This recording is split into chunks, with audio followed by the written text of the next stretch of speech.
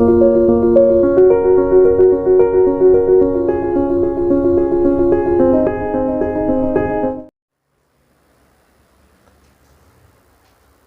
हिंद।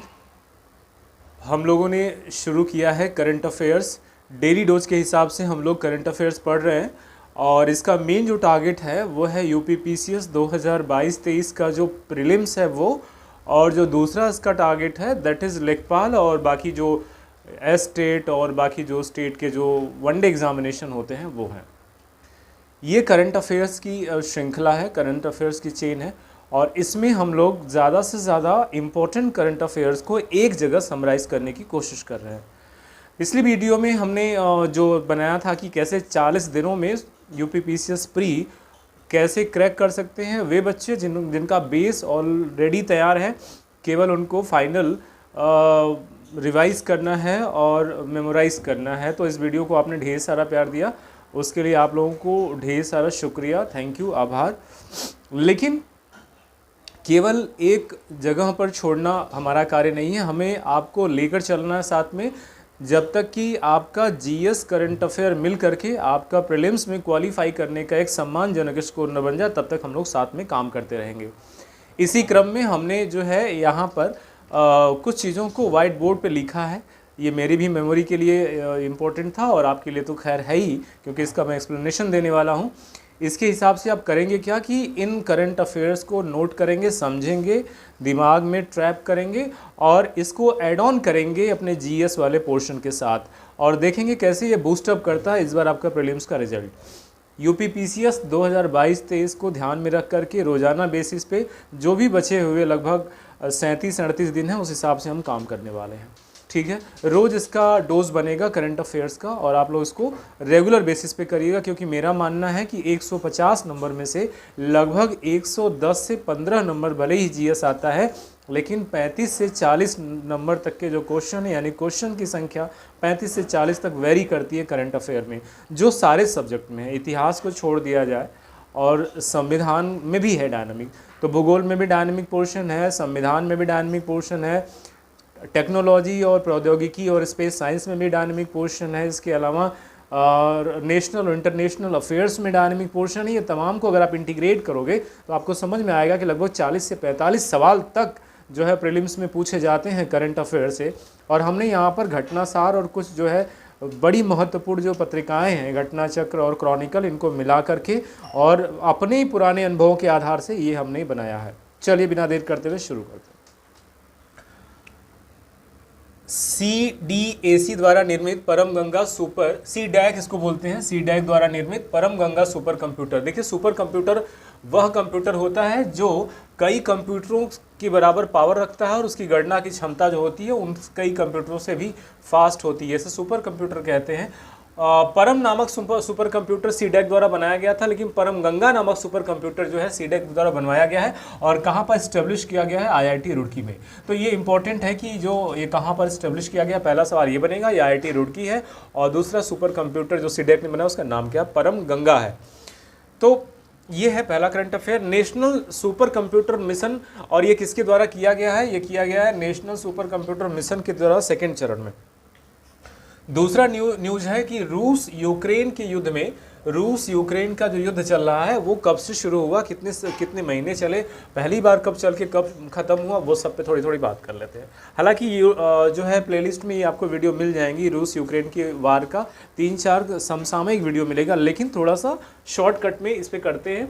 ये स्टार्ट हुआ था फरवरी 2014 से और ये यूक्रेन जो है अपने ऑटोनॉमस की ओर बढ़ता गया और क्रीमिया और डोनाबास के अपने अधिकार के मुद्दे को लेकर के यूक्रेन ने एक तरह से रूस की जो परंपरागत जो पद्धति थी उससे उसने बगावत की और वो पश्चिमी देशों नाटो की ओर मुड़ने की कोशिश किया। इस श्रृंखला में क्या होता है, 8 साल 2 महीने 1 सप्ताह तक तो पहली लड़ाई चलती है और लेटेस्ट जो लड़ाई शुरू हुई है वो आपके अभी लगभग 6-7 महीने पहले, लगभग कितना दिन हो गया मेरे ख्याल से, हाँ 100 दिन के आसपास हो गया है, 90 दिन के आसपास, ये 3 महीने से लगभग लड़ाई चल रही है और अभी किसी नतीजे पर नहीं पहुंची। हालांकि रूस ने यूक्रेन के कई हिस्सों को तबाह कर दिया, खार्किव पर लगभग कब्जा कर लिया है और क्रीमिया और डोनाबास को मिला करके ये मिलाना चाहता है अपने क्षेत्र में और इसके कई और कूटनीतिक और राजनीतिक पहलू हैं। भारत ने यूक्रेन युद्ध के चलते अस्थायी रूप से अपना दूतावास यानी एम्बेसी कहाँ शिफ्ट किया है? तो इसका उत्तर हो जाएगा पोलैंड शिफ्ट किया है। अपनी एम्बेसी कहाँ शिफ्ट किया है? इसका उत्तर हो जाएगा पोलैंड। ये रूस से सटा हुआ है, जहाँ से भारतीयों को सुरक्षित वापसी के लिए अपने प्रधानमंत्री नरेंद्र मोदी ने दोनों देशों से बात किया था। ये वही जगह है पोलैंड जो यूक्रेन के बॉर्डर से लगा हुआ है।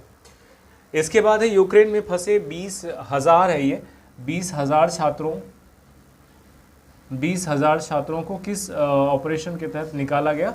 तो इसका नाम है ऑपरेशन गंगा। यहाँ भी परम गंगा है, यहाँ पे ऑपरेशन गंगा है, तो याद करने में आसानी रहेगी। एमपी में ड्रोन स्कूल, एमपी में जो है मध्य प्रदेश का जो पहला ड्रोन स्कूल है वो किसने और कहाँ पर इस्टेब्लिश किया है? तो ज्योतिरादित्य सिंधिया ने लॉन्च किया है, इसे ग्वालियर में लॉन्च किया है, पहला ड्रोन स्कूल एमपी का। यूक्रेन संकट में एक और सवाल है, भारत बहुपक्षीय हवाई अभ्यास कोबरा जो सांप होता है, कोबरा वॉरियर इस नाम से था, जिसमें कई मित्र देश थे, इनका एक्सरसाइज होना था और इसमें से भारत ने खुद को अलग कर लिया है। कौन से प्रैक्टिस से? कोबरा वॉरियर नामक हवाई अभ्यास की प्रैक्टिस से भारत ने अलग कर लिया। 27 फरवरी को राष्ट्रीय प्रोटीन दिवस का जो थीम था 27 फरवरी को, वो उसका क्या थीम था? खाद्य भविष्यवाद, मतलब कि फूड फ्यूचरलिज्म। हरियाणा और हिमाचल प्रदेश के बीच किस बांध पर समझौता हुआ? तो आदि बद्री बांध है, फिर से याद रखिएगा। हरियाणा और हिमाचल प्रदेश पर किस बात को लेकर के समझौता हुआ? तो आदि बद्री बांध है। आदि बद्री बांध को लेकर के हरियाणा और उसके जस्ट ऊपर हिमाचल प्रदेश है, उस पर समझौता हुआ। एक सवाल और आपको बताता हूँ कि हरियाणा वह स्टेट है जहाँ पर लिंगानुपात भारत में सबसे कम है, 800 से थोड़ी बहुत ज़्यादा है, भारत में सबसे कम लिंगानुपात है। और इसके ऊपर जो हिमाचल प्रदेश की बात करते हैं तो हिमाचल प्रदेश भारत का हिमालयी राज्य है, जहाँ पर सतलज नदी जहाँ से होकर के बहती है, और इसके और पंजाब की संयुक्त जो वेंचर है वो है कौन सा बांध है? बताइए। भाखड़ा नांगल डैम है। भाखड़ा नांगल डैम हिमाचल प्रदेश और पंजाब दोनों में है, तो ये एक एडिशनल आपको वैल्यू दिया गया।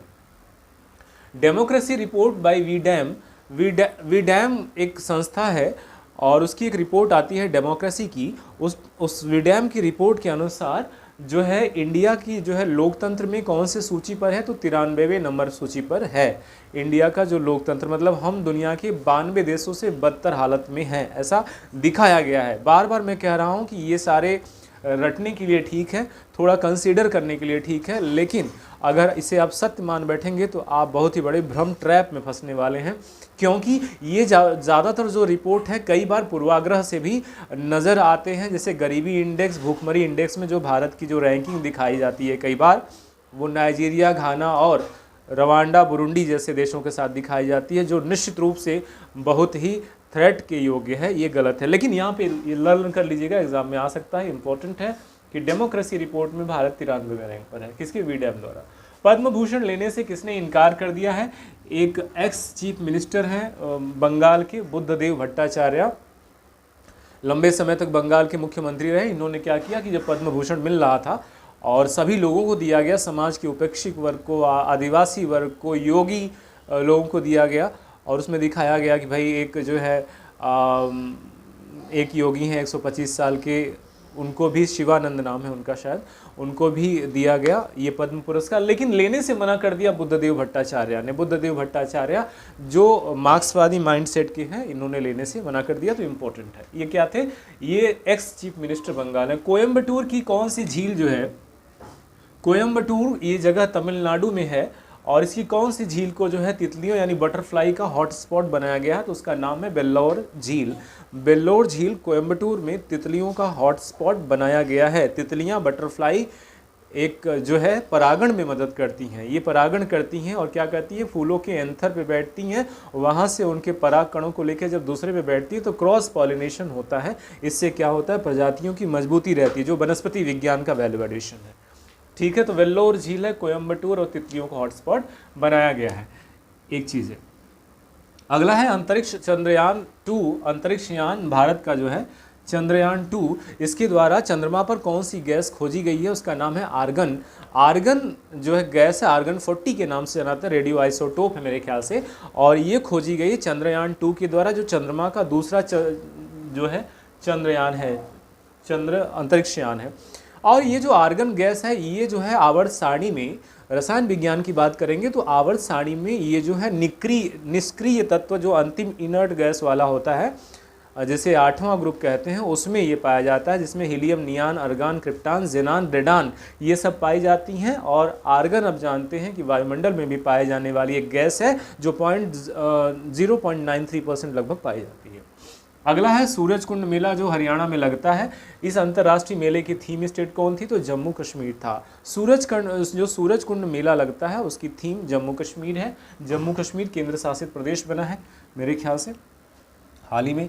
और रेल मंत्रालय ने रेल गार्ड, जो रेल के गार्ड होते हैं जो पीछे से झंडी दिखाते हैं रेल में, रेल मंत्रालय ने उनका नाम बदल दिया। आपके लिए बहुत ही एक्सक्लूसिव ये खबर है। उसका नाम बदल कर क्या कर दिया है? उसका नाम बदल कर दिया है ट्रेन मैनेजर। भाई सबको जो है आपकी सरकार ने थोड़े से अच्छे अच्छे नामों से जो है नवाजा है। जैसे कि सफाई कर्मियों को, जैसे सफाई कर्मियों का क्या नाम है कमेंट बॉक्स में लिखिएगा, कुछ स्वच्छता सैनिक क्या कुछ नाम होगा। उसी तरह से जो है गार्ड का अब नाम बदल के ट्रेन मैनेजर कहते हैं। भाई ये ट्रेन का मैनेजमेंट करते हैं, सही बात भी है।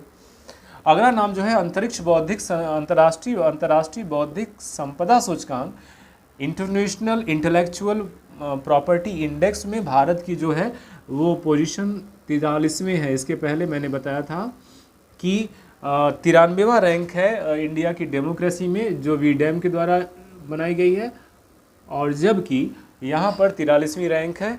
और इसमें जो है मेरे ख्याल से सबसे ज़्यादा में यूएसए है फर्स्ट नंबर पे। जम्मू कश्मीर का प्रथम मिल्क विलेज कौन सा बनाया गया है? लगभग केंद्र शासित प्रदेश का पहला मिल्क विलेज है जम्मू कश्मीर। केंद्र शासित प्रदेश का पहला फर्स्ट मिल्क विलेज जर्री गांव है, ऐसे याद रखिएगा, जर्री जर्सी गाय। और ये जो विलेज है पहला मिल्क विलेज बनाया गया है जम्मू कश्मीर का। और रियासी ज़िले में है, जम्मू कश्मीर के रियासी ज़िले में मिर्री गांव है, जेर्री गांव है, और इसको मिल्क विलेज बनाया गया। पीएम जन औषधि केंद्रों की संख्या 10,000 कर दी जाएगी। कब तक कर दी जाएगी? 2024 तक। जन औषधि केंद्रों की संख्या 2024 तक कितनी कर दी जाएगी? 10,000 कर दी जाएगी। कितने नदियों का कायाकल्प करने की घोषणा की गई है? तो 13 नदियों के काया को कल्प करने की, उनके नवीनीकरण, उनके जो है प्रदूषण को दूर करना, कटाव को कम करना, और उसके 13 नदियों की बात की गई है। और ये 13 नदियों का जो कायाकल्प करेगा जलवायु परिवर्तन मंत्रालय करेगा। भारत की पहली मेडी सिटी इंद्रायणी कहाँ पर बनाई गई है? मेडी सिटी मतलब एक पूरा शहर जो छोटा सा है उसे मेडिकल सिटी के नाम से डेवलप किया जाएगा। इसका नाम है इंद्रायणी, और इंद्रायणी मेरे ख्याल से एक नदी भी वहीं बहती है, और ये जगह है महाराष्ट्र। भारत का पहला ई वेस्ट इको पार्क ये कहाँ बनाया जाएगा? दिल्ली में, जो देश की राजधानी और केंद्र शासित प्रदेश है, वहाँ पे भारत का पहला क्या बनाया जाएगा? ई वेस्ट इको पार्क बनाया जाएगा। टनल मैन के नाम से किसे पद्मश्री मिला है? तो अमई महालिंगम नाइक को जो है टनल मैन के नाम से इनको जाना जाता है। महालिंगम नाइक को टनल मैन के नाम से जाना जाता है। इनको पद्मश्री पुरस्कार 2022 दिया गया है। ठीक है, तो आज के लिए इतना ही है। इसके सीरीज़ में रोज़ एक करंट अफेयर की सीरीज़ चल रही है, और इसे आप समय निकाल करके वीडियो को पॉज करके आगे पीछे बढ़ा के देख लीजिए, नोट कर लीजिए और दिमाग में बैठा लीजिए। मैं आपको दावे के साथ बता रहा हूँ कि इनमें से सारी चीज़ें फंसने वाली हैं आने वाले प्रतियोगी परीक्षाओं में। रही एक बात, अगर आपके लिए ये वीडियो काम की है तो इसे अपने शेयर करिए, सब्सक्राइब करिए, ज़्यादा से ज़्यादा दोस्तों में फैलाएंगे तो ये एक नेकी का काम है। क्योंकि भाई अच्छी चीज़ें अगर मुफ्त में मिल रही हैं और कोई प्लेटफॉर्म आपको पता है, आपके मित्रों को नहीं पता है, आपके जो स्पर्धा देने वाले बच्चे हैं उनको, मतलब छात्रों को नहीं पता है, तो उसे आप शेयर करिए, सब्सक्राइब करिएगा। और हाँ, एक चीज़ और, आज बड़ा ही पावन दिन है, मंगलवार का दिन है, हिंदू पर्व अक्षय तृतीया की ढेर सारी शुभकामनाएं। माँ लक्ष्मी की पूजा करिएगा, आपके घर में धन संपदा का बढ़ावा होगा। और अपने मुस्लिम भाइयों के लिए ईद पर्व की ढेर सारी शुभकामनाएं। ये जो भाईचारा, एकता, शांति और समृद्धि का जो है आपका पर्व है, और इसे अच्छे से मनाएं। और इसके साथ ही एक और जो है परशुराम जयंती है। परशुराम जो भगवान विष्णु के अवतार माने जाते हैं, तो भगवान परशुराम की जयंती, तीनों पर्वों की आप सभी को तहे दिल से हार्दिक बधाई, शुभकामनाएं और कॉन्ग्रेचुलेशंस।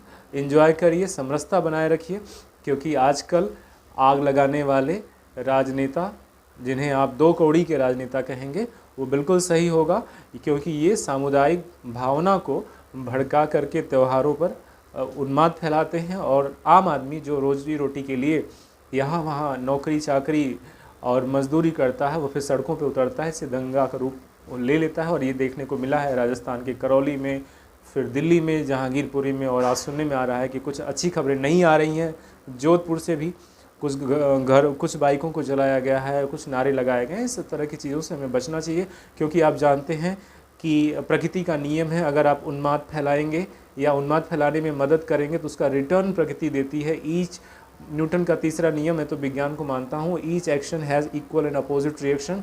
तो ये करने की ज़रूरत नहीं, भाईचारा फैलाइए, रिटर्न में भाईचारा मिलेगा। किसी की मदद करिए, रिटर्न में पूरा प्रकृति आपको मदद देगी। लेकिन उन्माद फैलाना और किसी को नीचा दिखाना, किसी को दबाव में रखना, ये परंपरा आपको रिटर्न में मिल जाएगी। तो इसके लिए ऐसी चीज़ों में ना शामिल हों और दूसरों को भी शामिल होने से रोकें, क्योंकि ये देश की परंपरा है, सैकड़ों साल से साथ में रहते आए हैं और एक दूसरे को मजबूत करते हैं। एक दूसरे का साथ दीजिए। तीनों पर्वों की हार्दिक शुभकामनाओं के साथ मैं अपने वीडियो को अभी समाप्त करता हूं। फिर मिलेंगे, तब तक अपना ख्याल रखिए, मस्त रहिए। जय हिंद।